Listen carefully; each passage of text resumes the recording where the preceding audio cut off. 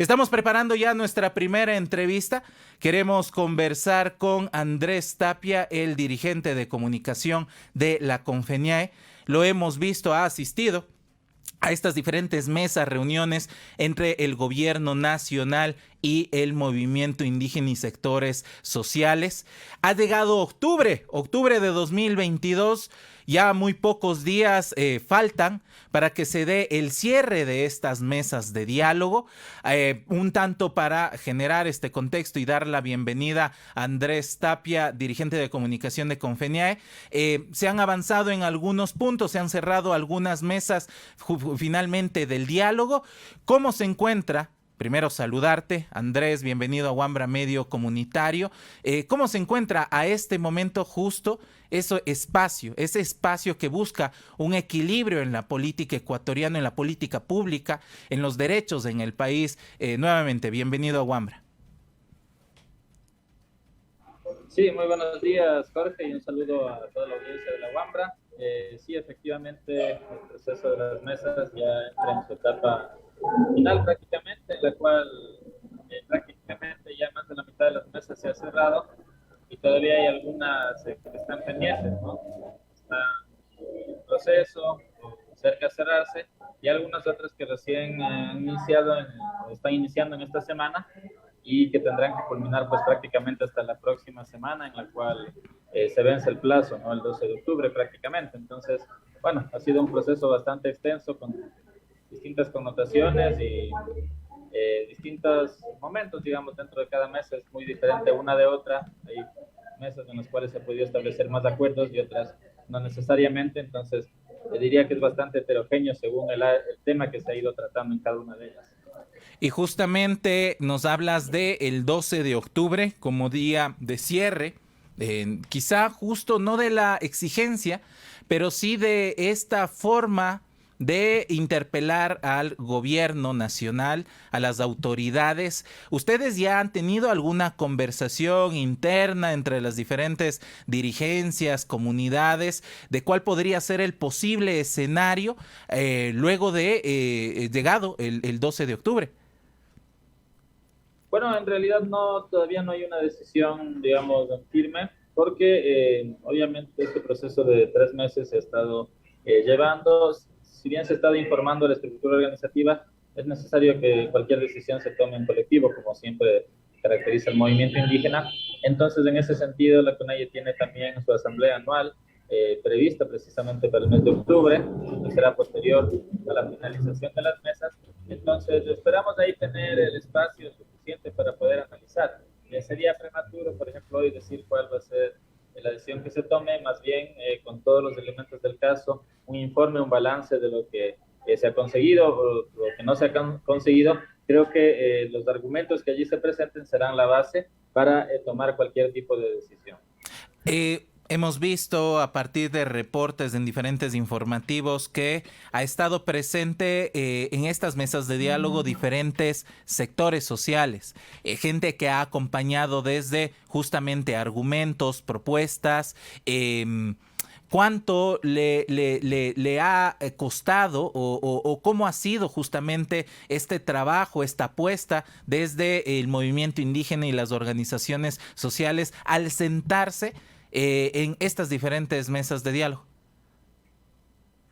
Bueno, yo creo que habría que revisar en la historia, pero sí me parece que al menos en la historia reciente es un proceso bastante inédito por cómo se dan estas mesas, ¿no? Es decir, normalmente ha habido muchos procesos de diálogo, sobre todo empezando los mandatos de los gobiernos, y se han hecho mesas técnicas.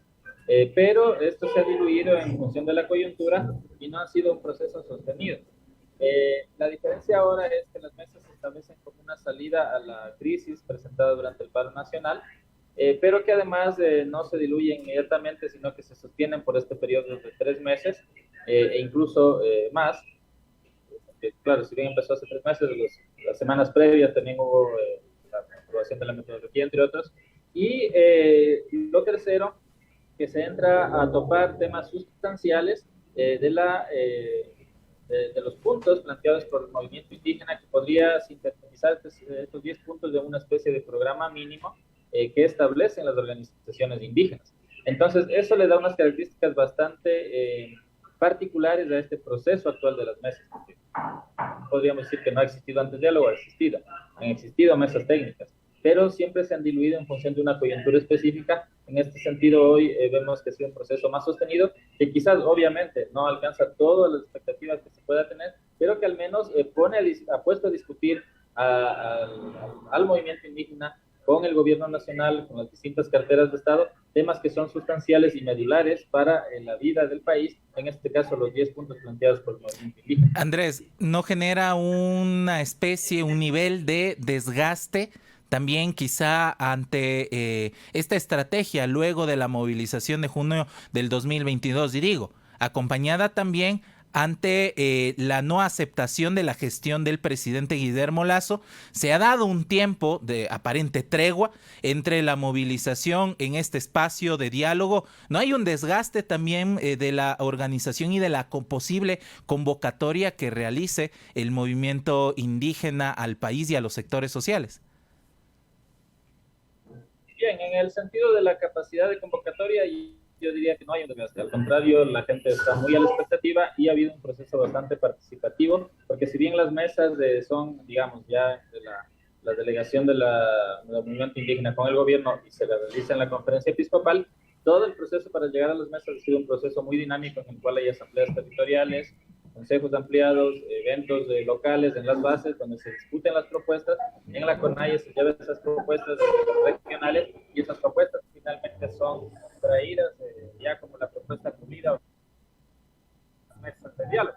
Entonces, no ha habido ahí, por ese lado no hay un desgaste porque el movimiento indígena siempre es muy dinámico y está permanentemente reproduciendo estas prácticas.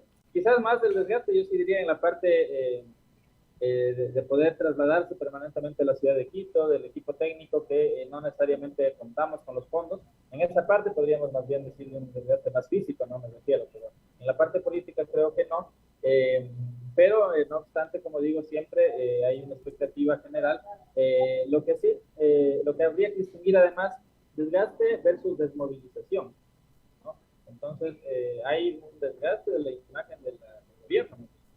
El indígena, producto de la movilización de junio, mantiene esa expectativa a nivel del país y mantiene además su cohesión, que es algo muy importante porque recordemos que aquí no solo está la CONAIE, sino está la FEINE, la FENOCIN, y esta unidad se ha mantenido durante estos prácticamente ya 90 días. Entonces, más bien ha sido un proceso de consolidación, no de desmovilización y de desgaste más bien en la parte más metodológica, más práctica de los diálogos. Vamos con un par de temas de fondo. Sabemos justamente que entre las exigencias desde los pueblos, comunidades de la Amazonía ecuatoriana, se encuentra el tema de la energía, el cómo gestiona el modelo energético el país, que también son recursos económicos que tienen que ver principalmente con la explotación petrolera, el tema de la minería a gran escala en zonas en donde ya se está dando este tipo de explotación. ¿Qué respuesta concreta ustedes han recibido a los pedidos frente al extractivismo, a la explotación minera a gran escala y petrolera?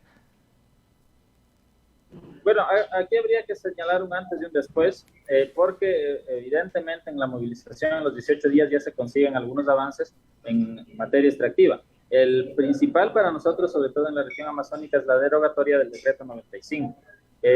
Se ha podido leer la prensa y varios análisis de expertos en el tema petrolero y señalan que producto de la derogatoria del decreto 95, la política petrolera que el gobierno tenía planificado para este año y próximo año en la Amazonía no va a poder avanzar. Es decir, que para la agenda de lucha que ha sido anti-extractivista y que planteaba desde hace más de un año la derogatoria de este decreto, se consigue un resultado importante ya en la movilización.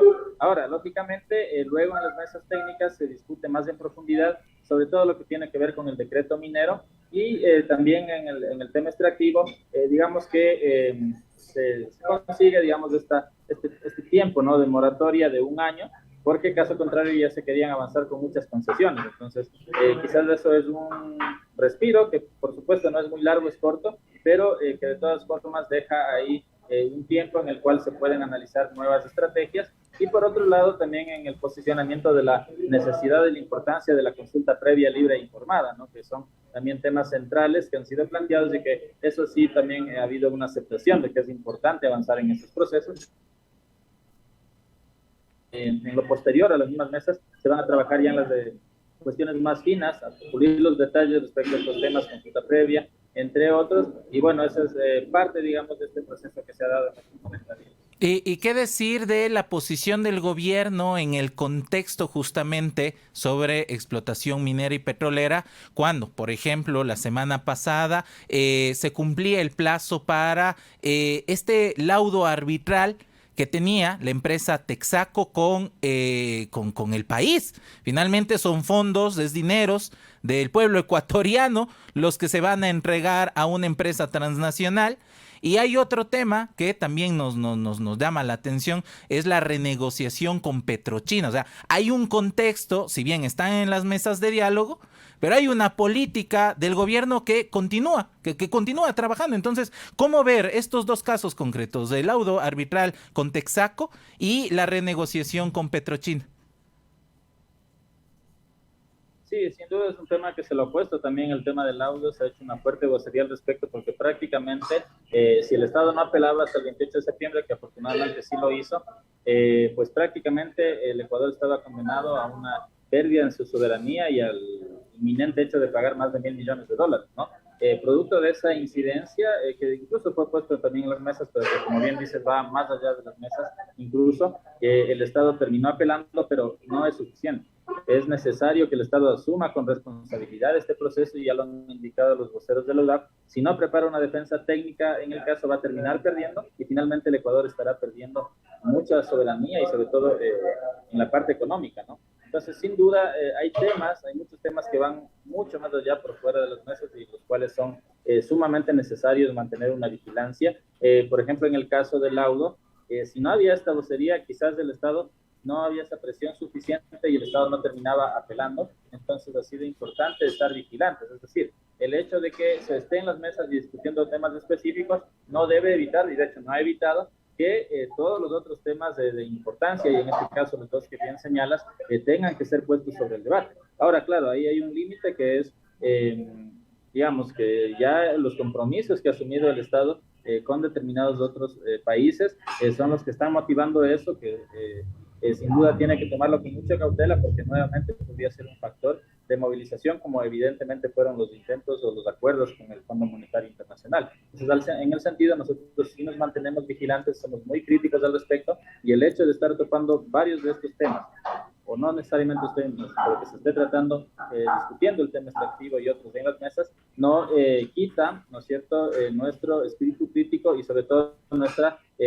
constante vigilia de todos los procesos que puedan estar dándose en el país y afectando tanto la soberanía del país, del pueblo en general, del país en general, cuanto ya los territorios específicamente de pueblos y nacionalidades. Les recordamos, amigos y amigas, estamos conversando con Andrés Tapia, el dirigente de comunicación de la Confederación de Nacionalidades Indígenas de la Amazonía Ecuatoriana. Andrés, finalmente, ¿cuál es tu opinión o se ha conversado al interior de las organizaciones de este seguimiento político que se está haciendo de juicio político en la Asamblea Nacional al exministro del Interior, Patricio Carrillo? Uno de los temas del informe que ya recomienda justamente este seguimiento desde la Comisión de Derechos Colectivos de la Asamblea Nacional por lo ocurrido en las acciones de junio de 2022. Hay algunas personas que fueron afectadas en su salud, pérdida de ojos, afecciones, incluso personas que fallecieron en el contexto de la movilización. ¿Cuál es su mirada a esta respuesta, a esta responsabilidad política que deben dar algunos actores como el señor Carrillo?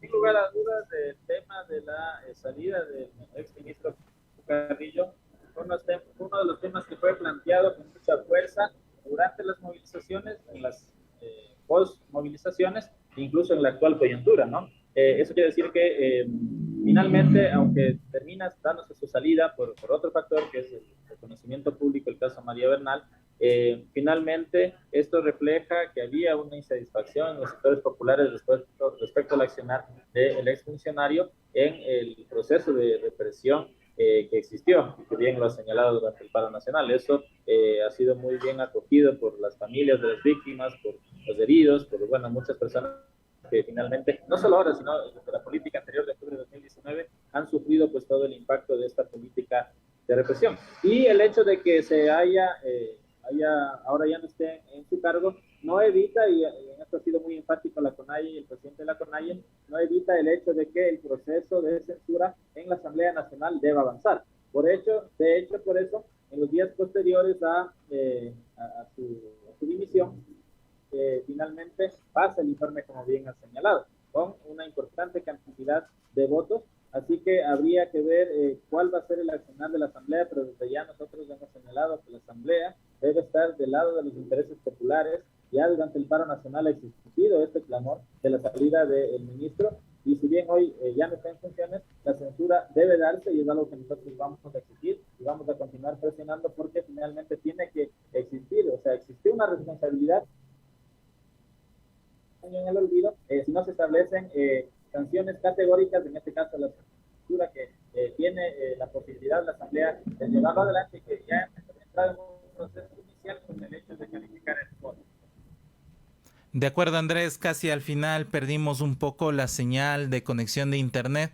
Hemos escuchado entonces y te agradecemos por tu participación aquí en Entrevistas Wambra. Nos ponemos al pendiente de lo que ocurra en los próximos días con las mesas de diálogo. Muchas gracias, Andrés Tapia, desde la CONFENIAE.